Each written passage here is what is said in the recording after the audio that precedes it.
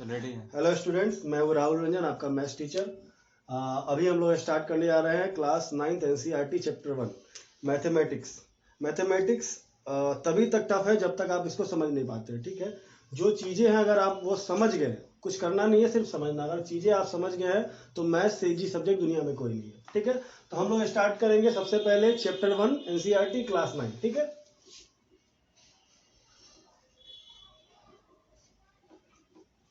जो हमारा पहला चैप्टर है एनसीईआरटी का वो है आपका नंबर सिस्टम।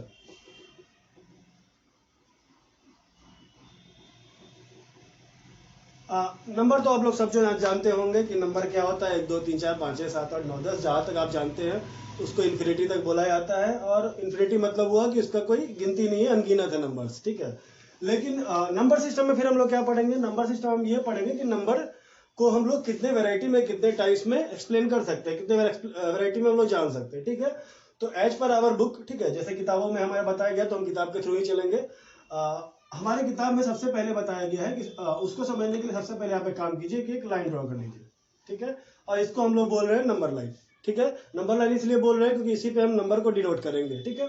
अब कहीं ना कहीं उसका शुरुआत होगा, कहीं ना कहीं अंत होगा। तो अंत तो हम लोग सब जान रहे हैं कि इन्फिनिटी है, चाहे वो आप निगेटिव में जाए या पॉजिटिव में जाए, ठीक है। और अपना जो स्टार्ट होगा वो 0 से होगा, ठीक है। इसमें आपको कोई दिक्कत नहीं है। 0 से अगर हम दाहिने तरफ बढ़ते हैं तो 1 2 3 4 अप टू इन्फिनिटी। और चूंकि ये पॉजिटिव नंबर है और पॉजिटिव नंबर के आगे जो प्लस होता है वो हिडन होता है, उसको आपको दिखाना नहीं है, ठीक है। तो ये +1 है और 1 लिखा है तो इसका मतलब है कि ये +1 है। मतलब हम 0 से आगे की ओर बढ़े दाहिने तरफ सीधे, तो ये जो नंबर्स है हमारे ये प्लस में नंबर है 1 2 3 4 5 6 और जहां तक इन्फिनिटी तक, मतलब इसका कोई अंत नहीं है। तो 0 के बाद से जितने पॉजिटिव इंटीजर्स है, इनको इंटीजर्स भी बोलते हैं 1 2 3 4 को, ठीक है, पॉजिटिव इंटीजर्स बोलते हैं। तो जितने भी इंटीजर्स है इसको हम लोग बोलते हैं नेचुरल नंबर, और इसको डिनोट किया जाता है n से। यानी कहीं पर अगर नंबर सिस्टम में n लिखा हुआ है इसका मतलब है कि आप नेचुरल नंबर के बारे में बात कर रहे हैं, ठीक है। ये मतलब नेचुरल नंबर जो हुआ नंबर का पहला टाइप है जो आपके टेक्स्ट बुक में है। अब आप अगला नंबर जानिए क्या है। नेचुरल नंबर जो है 0 के बाद जितने पॉजिटिव नंबर है वो सारे नेचुरल नंबर हो गए। अब आप होल नंबर जानिए। होल नंबर क्या हुआ कि अगर इसी नेचुरल नंबर में हम अगर 0 को भी इंक्लूड कर ले, 0 को भी शामिल कर ले, तो जो नंबर बनेगा वो हो जाएगा हमारा होल नंबर। और इस होल नंबर को हम लोग डिनोट करते हैं W से। क्योंकि नेचुरल का नाम n से है इसलिए n से डिनोट किए, होल नंबर का नाम W से है तो हम लोग W से डिनोट किए। मतलब नेचुरल नंबर और होल नंबर में क्या डिफरेंस है कि नेचुरल नंबर 0 के बाद के सारे नंबर है पॉजिटिव वाले, और होल नंबर क्या है कि 0 को जोड़ के, यानी 0 को लेके आगे बढ़ते हैं अगर हम पॉजिटिव डायरेक्शन में, तो जितने इनफाइनाइट नंबर है, जितने भी इन्फिनिटी नंबर है, सारे के सारे होल नंबर हो जाएंगे। यहां तक कोई कंफ्यूजन? ठीक है, चलिए। अब हम 2 तरह का नंबर पढ़ चुके हैं, नेचुरल नंबर, होल नंबर। अब तीसरा नंबर पढ़ेंगे। अब चूंकि एक नंबर लाइन हमने ड्रॉ किया है तो नंबर के बारे में हम बचपन से ही सुनते आए होंगे कि पॉजिटिव भी होता है और निगेटिव भी होता है। यानी कि अगर 0 से पीछे जाएंगे तो हमारे पास निगेटिव इंटीजर्स आने शुरू हो जाएंगे, -1 -2 -3 -4 अप टू इन्फिनिटी, ठीक है। इन्फिनिटी चूंकि उसका कोई अंत नहीं है इसलिए आप उसको निगेटिव में शो करें या पॉजिटिव शो करें, उसका कोई फर्क नहीं पड़ता है, ठीक है। तो आप इसको निगेटिव भी डालें और नहीं भी डालें, कोई मैटर नहीं करता है। चूंकि लेकिन हम लोग निगेटिव डायरेक्शन में बढ़ रहे हैं इसलिए निगेटिव इन्फिनिटी हो, मतलब इन्फिनिटी नंबर का, निगेटिव नंबर का अप टू इन्फिनिटी, ठीक है। अभी क्या हुआ कि हमारे पास नेचुरल नंबर आ चुका है, होल नंबर आ चुका है। तो अब हम कहेंगे कि अगर कोई ऐसा नंबर, मतलब हमने पहले बात किया कि 0 छोड़ के 1 2 3 4 तो वो नेचुरल नंबर हो गया। हमने बात किया कि 0 को लेके अगर पॉजिटिव डायरेक्शन में बढ़ते हैं तो वो होल नंबर आ गया। अगर हम इन सारे नंबर्स को, मतलब नेचुरल नंबर भी, होल नंबर भी और नेगेटिव इंटीजर्स भी, इन सब को अगर एक समुदाय में लेके बात करें तो एक नया टर्म आता है जैलन, ZAHLEN, ठीक है। इसको, ये एक जर्मन वर्ड है जिसका मतलब होता है, यानी इस जैलन वर्ड के मीनिंग है टू काउंट, ठीक है। टू काउंट मतलब जो जैलन है इसका मीनिंग ही होता है टू काउंट। टू काउंट मतलब हुआ कि जिस चीज को हम गिन सकते हैं, ठीक है। तो हम लोग जब गिनती करते हैं तो हम लोग प्लस भी लेते हैं, माइनस भी लेते हैं, 0 भी लेते हैं, मतलब जितने सारे इंटीजर्स हैं, ठीक है।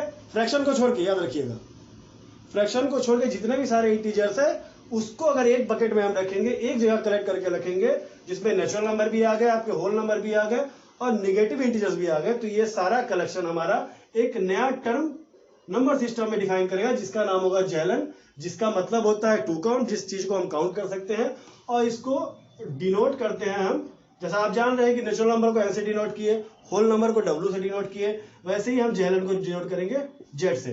तो नंबर सिस्टम में जहां भी जेड लिखा है, इसका मतलब हम नंबर लाइन के, नंबर सिस्टम के पॉजिटिव नंबर के बारे में भी बात कर रहे हैं, निगेटिव नंबर के बारे में बात कर रहे हैं, और जीरो के बारे में बात कर रहे हैं। यानी जेड जो है हमारा कलेक्शन है all positive numbers, all negative numbers and zero.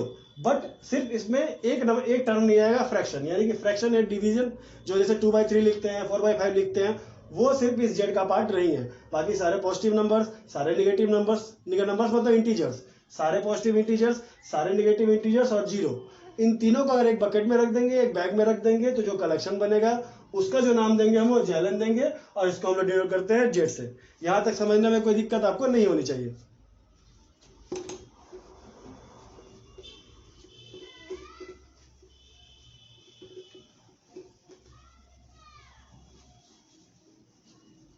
अब नंबर के 3 टाइप्स के बारे में हम पढ़ चुके हैं। एक और टाइप होता है जिसको हम लोग बोलते हैं रैशनल नंबर।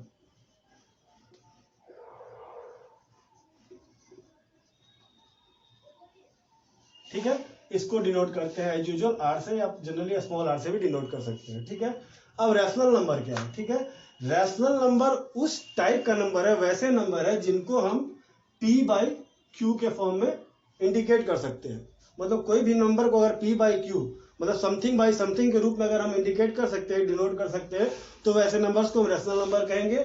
इसमें सिर्फ एक ही शर्त है, इसका सिर्फ एक ही कंडीशन है कि जो आपका डिवाइजर है यानी कि q, वो आपका जीरो नहीं होना चाहिए।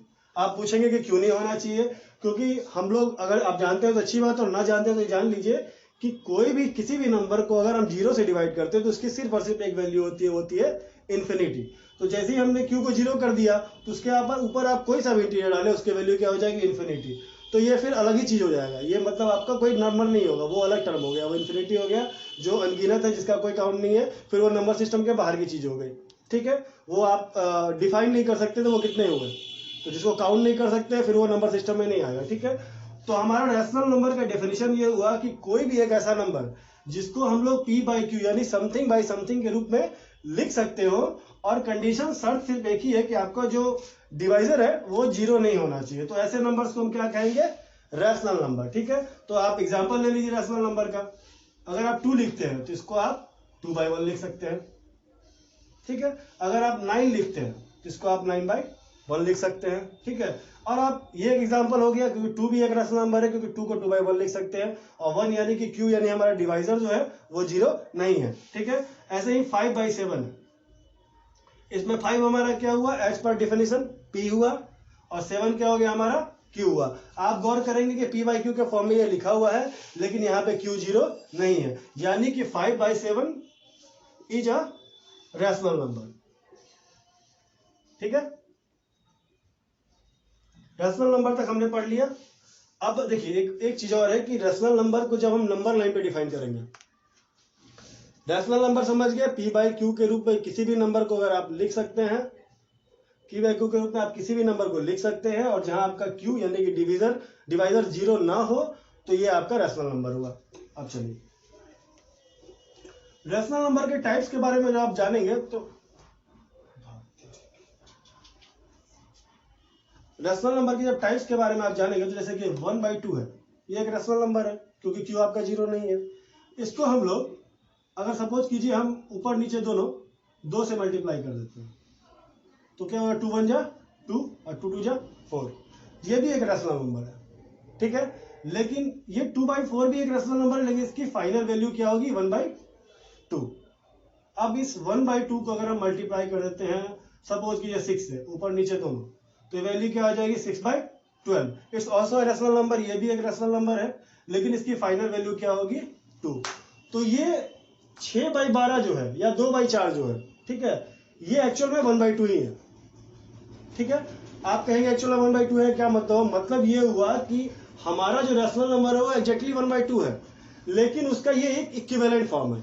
मतलब ये भी रैशनल नंबर है, ये भी रैशनल नंबर है, दोनों की वैल्यू भी सेम है, लेकिन लिखने का तरीका बस अलग है। हमने 1/2 को moto,